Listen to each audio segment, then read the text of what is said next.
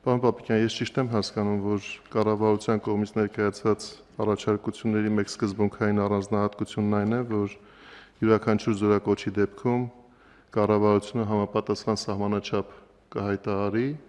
եւ սա նաեւ թույլ կտա գնահատել այս միջոցառման արդյունավետությունը կամ կառավարել այն ռիսկերը, որոնք կարող են առաջանալ նման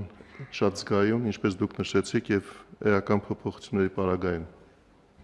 Այո, պարոն Խաչատրյան, դուք շատ ճիշտ եք, այս կետը մեզ համար սկզբունքային էր այն առումով, որ չնայած բարեփոխումը նպատակ ունի զորակոչիկների թիվը ավելացնել եւ տարբեր ճանապարհներով զորակոչից խուսափելու հնարավորությունները սահմանափակել, ընդհանուր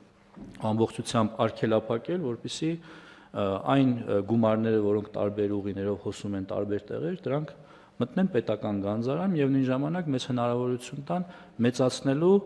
պրոֆեսիոնալ բանակի հնարավորությունները եւ թվաքանակը։ Ես պիտի հիշեցնեմ, որ այս նախագծի մի մասը դեռևս 2022 թվականին կառավարության կողմից էր հենց առաջարկվել եւ հետագայում դրա մի մասը արկախվեց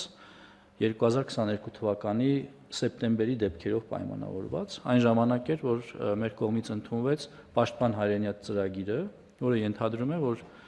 այն ժամկետային զինծառայողը, որը 5 տարով պայմանագիր կկնքի Պաշտպանության նախարարության հետ, ծառայությունից հետո կստանա նաև 5 միլիոն դրամ պարգևավճար։